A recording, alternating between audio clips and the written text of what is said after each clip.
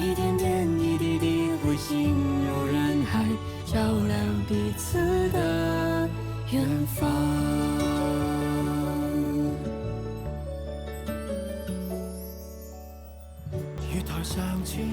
喺今次城市裏的光呢首歌嘅創作嘅理念裏邊呢，係注入咗保安係深港之根呢個元素嘅。咁我亦都請到來自中國香港嘅藝人歌手陳展鵬啦，同埋內地嘅唱作歌手張宇同阿細一齊去演唱。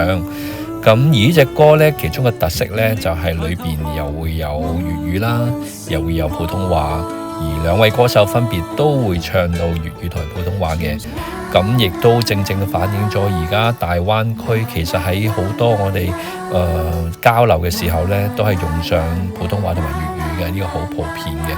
仲有展鵬同我講，呢隻歌係佢第一次唱普通話嘅一個作品，咁希望大家都會鍾意啦。Thank you。